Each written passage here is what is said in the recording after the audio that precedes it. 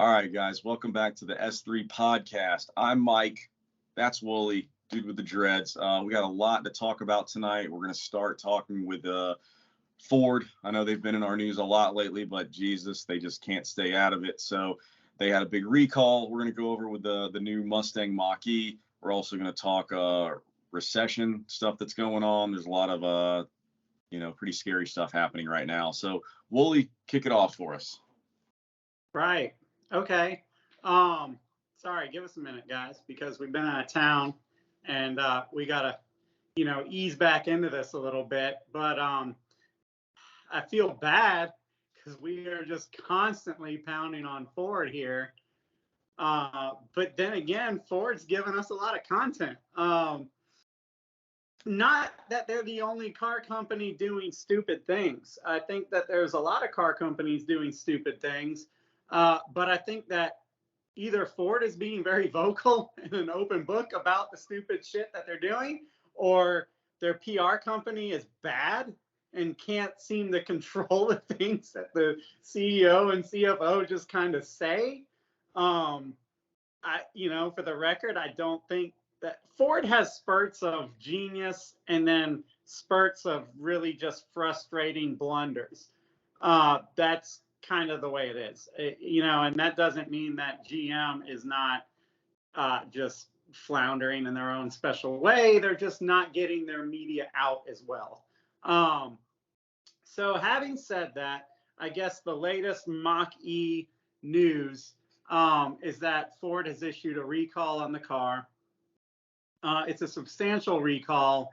I'll get to what it is in a minute, but the important thing is that they can no longer deliver the Mach-E's until they get this solved. So it's not a stop sale. You can still order the car. So they say, although I went online and it's not exactly that easy, but you can order the car and you can't take delivery of the car until they fix this issue. The issue is that, okay, I'm not going to pretend that I'm like an EV guru or even an electric guru, but there is what they call a contactor in their little, press releases or news releases or whatever. I think that is essentially a relay. And I can infer that this relay is questionably made overseas and then shipped in for these cars. And so when you are fast charging the car at like a charging station, or if you're doing like back to back to back, just full throttles, just hammering on the thing and generating heat, you can essentially melt this, we'll just call it a relay. And what it's doing is it can basically make the connection, kind of arc it or weld it together, so to speak. And if that happens, you lose all drive power. So the car just dies wherever it is at that time. Don't quote me on this. I feel like when this news first came out, I read something about, or it could go into full throttle depending on how that thing, whatever arcs. That would be a whole lot more concerning of a situation. But I haven't read anything else about that. So either they are covering that scary thing up, and that's why they're doing the stop delivery, or else that was just something I read one time. You can't trust anything you read. I hope that's not true. That's what happened to Toyota back in the early 2000s. They had a lot of throttle body sticking issues. This is not. Aside from that. Yeah, this is not mechanical though. This is electronic, so it's a whole different ballgame. Like if it seizes open or closed, I would assume it would do two different things. I don't know. Obviously, they're concerned enough about the problem to where they need to kind of pull sales, or at least pull deliveries. All right, so let me get my thoughts back together. That in and of itself, it's news, but it's kind of understandable. I do not. Look, I mean, EV technology is it's new, it's uncharted, and they're pursuing this stuff. They're going to have growing pains. And I think that the people that are buying these cars, you need to be patient. You need to understand that you are, pioneering this with them, right? So there's going to be growing pains, and I get that. What's frustrating to me is that this EV thing has been absolutely just, I don't know, cult-like pushed on us, right? It's like they pound it into our damn heads, and if you don't agree that EV is the future, well, then you hate the planet. You know what I mean? And that's just the way it's going now. And you know, the car manufacturers are saying the EV is the future. They're saying it because the government is making them make EV the future. So they have to say it because it's where their money's going. Like, this whole thing is really damn stupid, right? And so what should be sorry to cut you off, but didn't the big three have a big meeting in the White House just a couple of weeks ago? It was kind of a hush thing. Yeah, months ago there was a meeting, and Elon Musk was notably not invited to represent Tesla. So what the hell was said in that meeting? And then after said meeting, why is everybody just bam, EV's the future, EV's the future, gas is going up to astronomical. A lot of things are happening to where somebody could connect the dots that, hey, maybe this isn't all just coincidence or whatever. The problem is, as mentioned, now gas is at record high levels.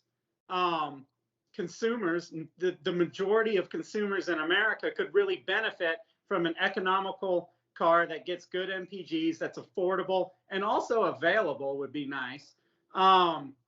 But that option has been removed from the table by a lot of car manufacturers, right? There isn't, even if it was, 3 years ago, it would have been a $20,000 car. Fine, that car would be $25,000, $26,000 right now. That's still kind of stomachable.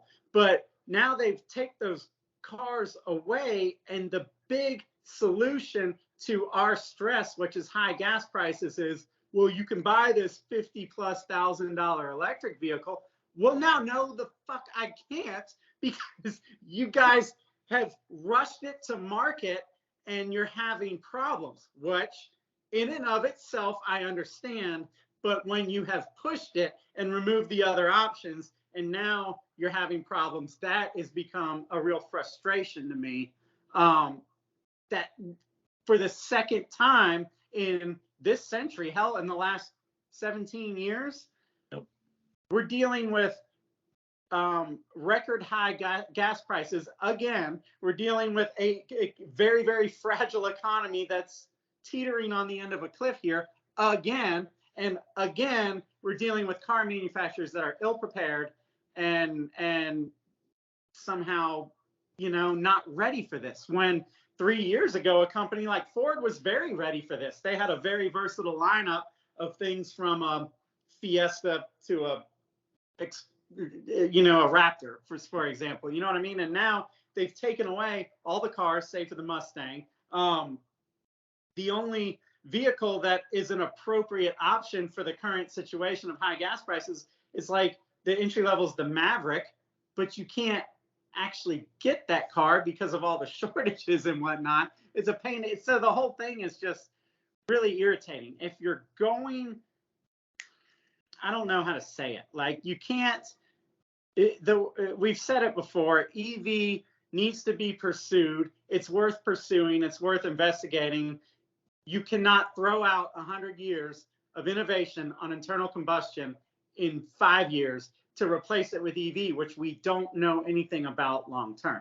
And that's besides the fact that there's all sorts of environmental questions. So I'm not even getting involved in the environmental aspect, but like, you start digging into it, and you can look at some of it on our website, like, where are the supplies coming from the batteries? Okay, so now we're becoming reliant on China and other countries to make American cars. China's not really caring about our American cars because they're wanting to get into the car game, and now they've cornered the market on cobalt. There's a lot of stuff going on that we should have learned from the many, many lessons that we've gotten in the last 7 years, not to be so dependent on other countries.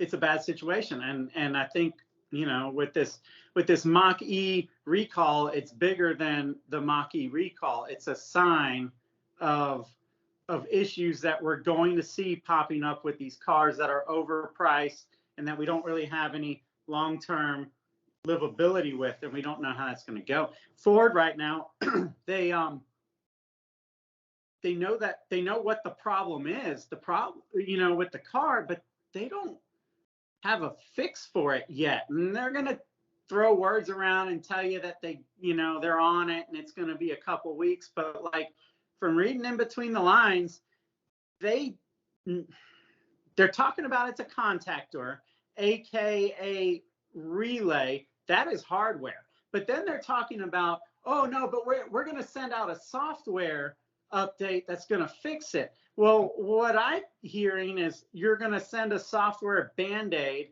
to essentially detune something to where the resistor won't get as hot. That doesn't sound like a fix. That sounds like let me just tune this down a little bit. You know what I mean? Like, I don't know, man. I would be really suspect of what's going on.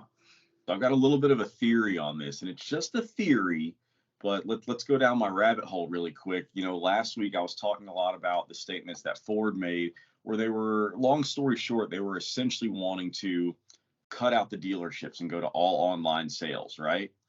So they pissed off a lot of dealers. And just a couple of days ago, they walked those comments back and said, no, that's not what we meant. The dealer network is a massive strength for us. We need to keep it going.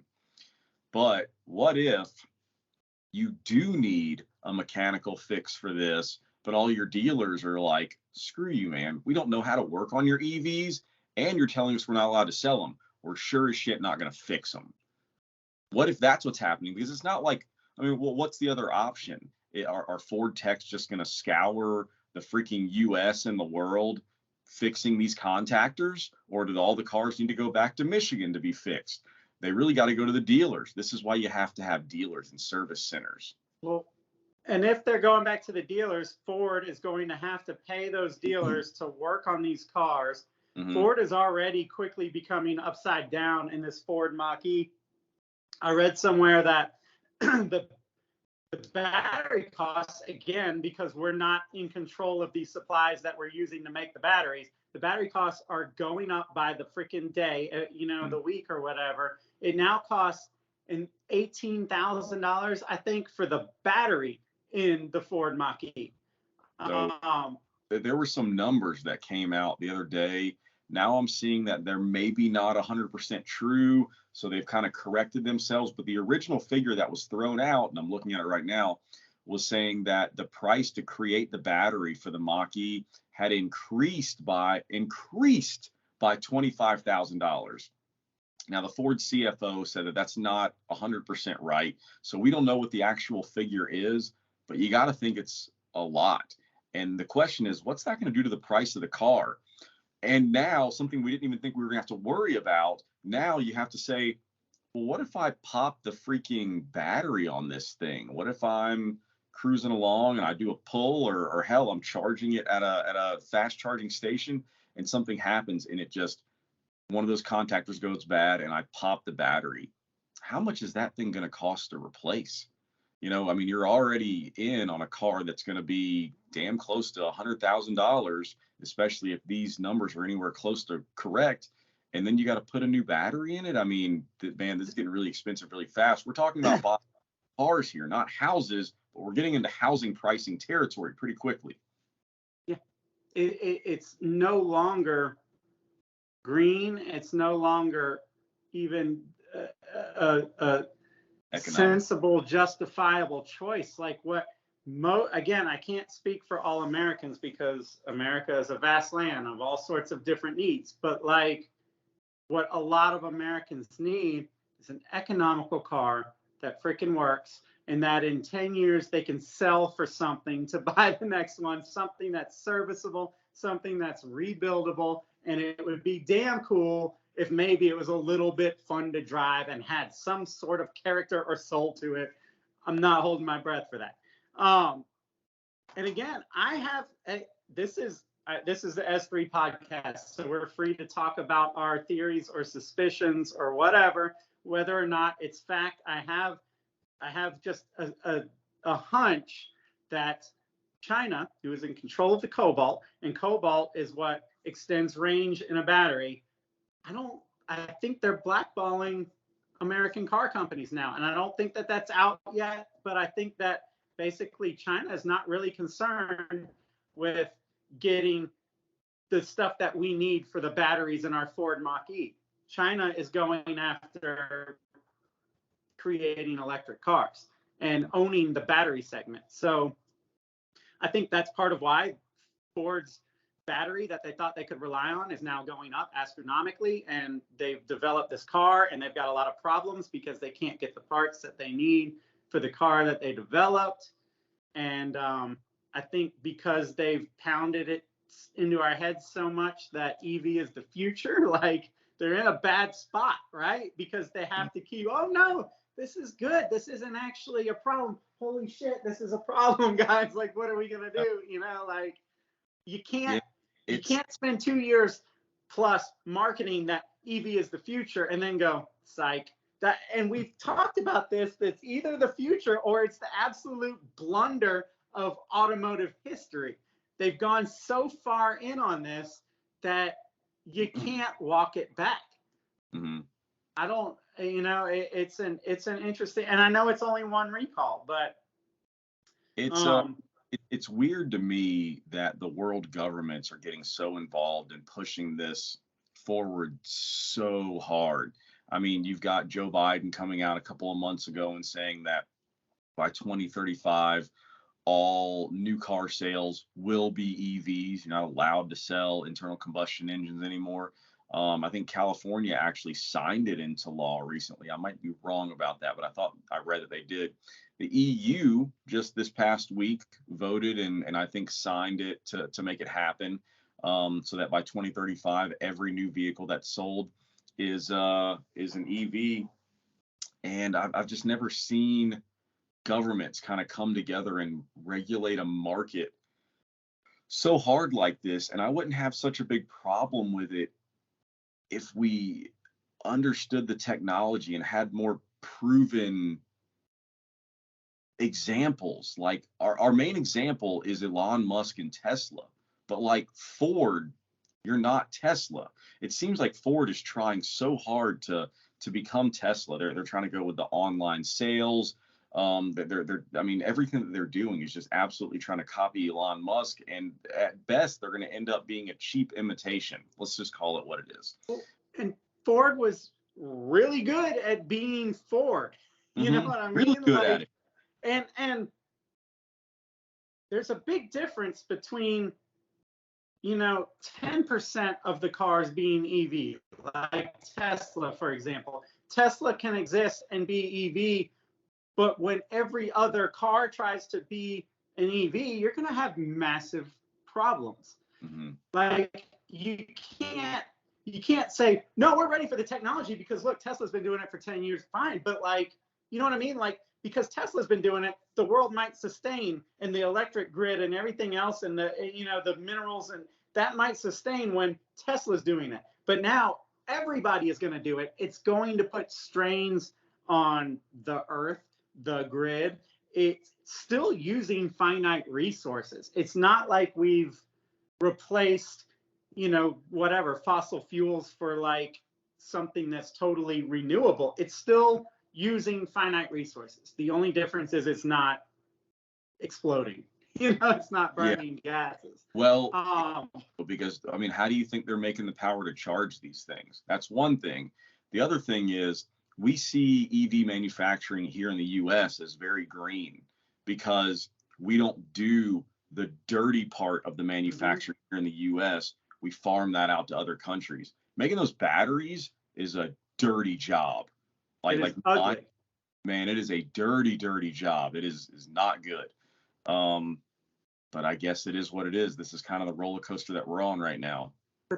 That's the American mindset, isn't it? We market green to the people in the coffee shops that want to be green, and then, you know, we're pumping this stuff out in the rest of the world that's you know, destroying the world. It's causing deforestation. It's killing people. It's bad news.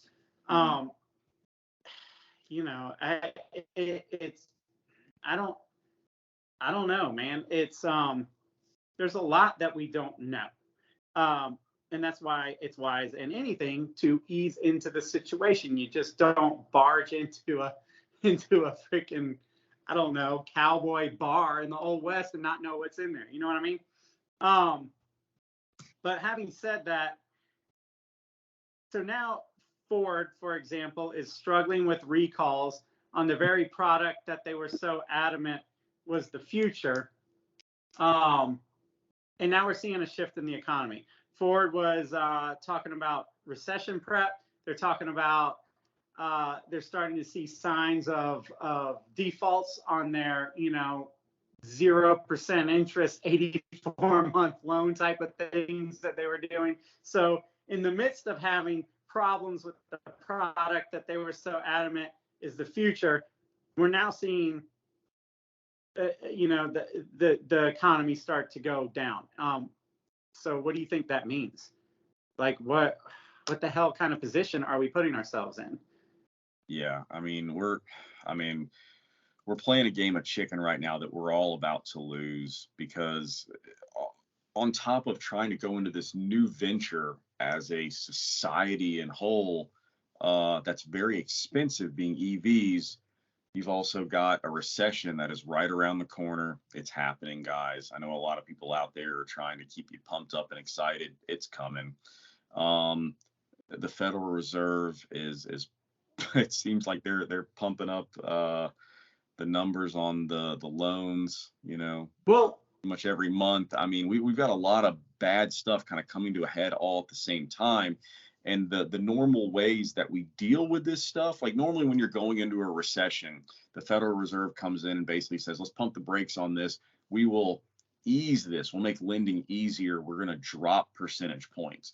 But right now we're battling inflation so much, and the way to battle inflation is to increase percentage points. So it's like, which one do you want to make worse, and which one do you want to kill first? Do you want to put us into a recession but ease inflation, or do you want to ease inflation and maybe ease into the recession a little bit more? It's and all this at the same time when houses are freaking impossible to buy because they're too expensive. Cars are too expensive if you can find one.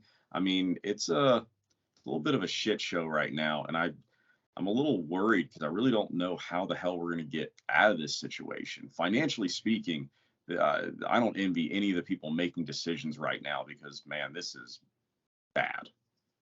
I mean, what we've had is a shortage of cars, and it has driven up the price of cars. And you have to combine that with the inflation that we're experiencing because we just pumped fake money into the economy. But interest rates were low, right? And tell me if I'm wrong on this, because I'm not an economist. Interest rates were low. So even though the prices were getting stupid, people were just still, sign me up, whatever, got to pay to play. You go, so they were still buying. But like even yesterday, I believe they raised the rates 0.75%, which was some sort of record. Yeah. So now we have a situation largest increase since 1994, three quarters of a percentage point in a single day. But we still have a shortage on cars. Cars are still higher than they've ever been, but now the interest rate is also higher. Yes. Why are people going to buy a new car? Like, what if you're Ford, you're like, well, the answer is they're not going to. That's what causes the recession. You eventually get to a point, whether it's price or it's interest rate, but you get to a point where people are either not able to, or else they're not willing to borrow money anymore. And if people are not willing to borrow money, the wheels on the economy goes from this to this, and they just kind of stop turning. And that's what it is. It's an economic slowdown. So basically, the long and short of it is the Federal Reserve is like the United States Bank. It's the bank that sets prime, which is like their standard interest rate, and they also print all the money. So the Federal Reserve prints all the money, and they take it and they loan it out to all the other banks. And then those banks basically say, okay, Federal Reserve, thanks for the money. We owe you 2% interest, or whatever it ends up being, on everything that you give us. which means we have to take that money and we have to go loan it out at a higher interest rate than what you gave it to us for, so that we can make profit and keep our doors open and do all of our banking stuff. But what we're doing is we're giving people buying power. We're letting them buy houses. We're allowing them to start businesses. We're allowing them to buy vehicles. And it works as long as everybody is paying back their share. But what Ford has found out, remember, they've been doing like 84-month loans on some of these cars, which is insane. I remember when I first started driving, like, you got a 3-year car loan and that was it. That was your car loan. 84 freaking months. So that's why we're running into situations like this, because now you're having someone married to a car for an actual, like, real percentage of what a mortgage would be, you know? Right. And it's getting ridiculous because cars break down, or else they don't hold their value, or you get bored with it, or whatever happens, you lose your job. Right now, Ford has already said, their CFO, one of the biggest problems that they're facing right now is people are defaulting on loans. Now, in 2007, 2008, when the housing market crashed, that was what was really the telltale sign, is so many people started defaulting on their mortgages. And the reason it crashed so hard, there's a lot more to it, that had to do with basically the stock market selling people's mortgages as investments, which was ridiculous to begin with. But car loans, similar stuff is happening here. You're starting to see all the telltale signs of a hardcore recession coming up. It's people not paying their bills. Prices on everything is insane. People can't afford to live their day-to-day lives anymore. The next thing that'll happen is businesses will start to take what money they have and hold it close to the chest. They'll cut their marketing budget first, and then they'll start cutting non-essential employees. Now, I'm not talking non-essential in the COVID sense. I'm talking non-essential as in, like, hey, you did a good job here, but I think that guy can do your job on top of doing his job, so we're sorry for your service. Get the fuck out. That's pretty much how it's going to go. And when people start losing their jobs, that's when everybody starts defaulting on all loans. And that's when it goes to shit. Because if the person who bought the house can't pay back the bank can't pay back the Federal Reserve. Now you've got a massive problem, because the bank that printed all the money and you rely on to print more of it to keep our economy going is not getting paid back what they're owed. That's what causes a financial collapse. And I feel like that's what we're headed for. Cool. Sorry, man. I am a numbers guy. I'm a money guy. And I kind of have that effect on people. If I say stuff like, oh my God, please stop talking, I'm sorry. I do that sometimes. It's my fault. No, I mean, I get it. You don't have to be an economist to sense that we're heading towards something bad. I just feel like, I mean, with regards to cars, which is our little niche or whatever, like, the manufacturers seem so completely out of touch with the consumers that I feel like a lot of this could be avoided, and we just bulldozed into a disaster. And it's like, I mean, me and you have been talking about this. We see it coming, and here we are. So I feel like there's a lot of terrible decision making going on. And what really drives me insane about it is, like, these CEOs and these guys making big decisions are supposed to be much smarter than us. They really are. Yet we see the stuff that they're saying and the decisions that they're making. We're like, what the fuck are you doing? What are you doing? Like, it amazes me that for the second recession in a row in less than 20 years, and trust me and Wooly know, because we basically bought S3 at the beginning of the last recession. Okay. So I know the time frame. It's been right at 16, 17 years.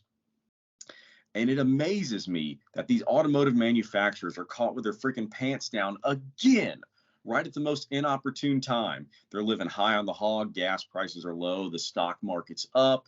Let's stop making the EconoBox fun cars that everybody likes. Let's make everything 6,000 pounds, massive, with V8, 10, 12 miles per gallon.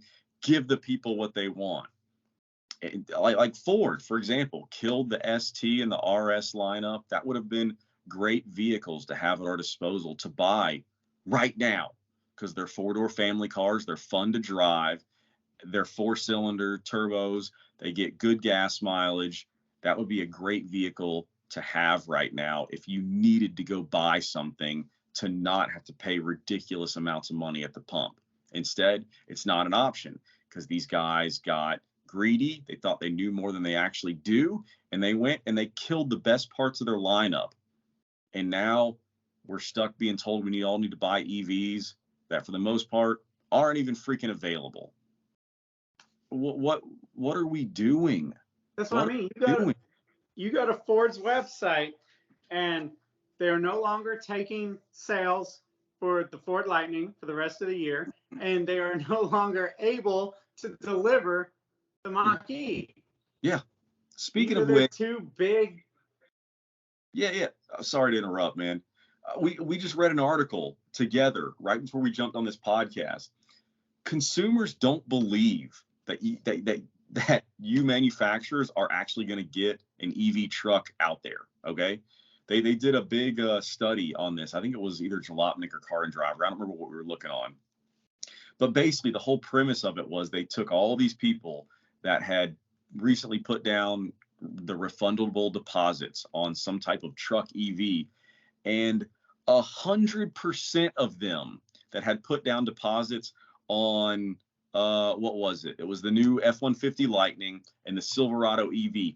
100% of them, every single one of them, had a deposit on another EV truck at the same time, just to see which one actually comes through first, because they don't freaking believe that you're actually going to get it done. I mean, I love Tesla, but how long ago was the Cybertruck introduced? Years. Like they should be working on Gen 2 right now and be releasing it. It's like, what kind of it's just, for people our age, I guess it's just we can't make sense of the way that the world is working. This isn't a GoFundMe. This isn't a startup company. These are automotive manufacturers that are essentially doing prepay, like little GoFundMe on their EVs, and then they're not delivering. And I think what else were you reading? Ford's trying to fudge numbers and talk about how they had their most profitable year. Well, does that count? Are they counting profits of cars that they haven't made? And if so, how is that going to shake out when all these pre-orders get canceled? Yeah, I'm trying to find it. Ford, here it is. Yeah. Ford, oh crap, come on. Ford made money in 2021, raking in nearly $18 billion in profit. Granted, a lot of that was on the back of its stake in Rivian, which means they really didn't make much money making cars, but they dumped a lot of money into Rivian to start trying to make trucks, and the stock went up enough to where when they sold it, they made a massive profit. My question is, what else are they counting in that profit? Because this firsthand, you and Casey, your wife, put a deposit down on a Bronco. Do they count that as a sale? And surely that's profit, because it's basically a sale until it's not. I mean, they have to count it as something, right? That's profit. It's basically free money for them until they actually deliver the truck to you. Yeah, I mean, if 200,000 people are putting down $100, $200, $300 as down payment, that's serious freaking revenue. So every time Elon Musk or Ford or something, sketches out a car and makes one and rolls it out in a little online reveal, I mean, they're making absolute bank. But if they don't deliver on this stuff, which they're not delivering on this stuff, what happens? It's all fake. I guess it's real profits, but people are going to come call. They're going to have to answer for this at some point. I mean, they have your money. It's a real profit until they have to refund it. Yeah, I feel like it's almost like the gym memberships. Like the best customer is the one that signs up, goes for a week, and then pisses off for the next 20 years and just never comes in to cancel their membership. Yeah. I feel like this is almost like that. Yeah, man. I don't know. It's an absolute mess, and I guess we'll see where it goes. I don't know. I don't know where it goes from here. We'll just have to see. Yeah. I think that the precedent was set in '08 that, hey, who the fuck cares? Just keep going, balls to the walls, and we'll get bailed out. You know what I mean? We're too essential to all of this or whatever. So I don't know if they're obviously not paying attention to what mass America wants. They're listening to small little subsects or control groups or stockholders or outside investors or something like that, but they're not in touch with what the people want, obviously. And I think that it's like you were saying, when you're younger, you think that these CEOs are like brilliant, and then you get older and you realize not so much. Yeah. So I don't know. It's still surprising that these companies can just kind of make these blunders and survive. Yeah. And then you have new companies like Rivian that, can barely make a truck, but are getting funded by all sorts of outside people. It is a definite strange time.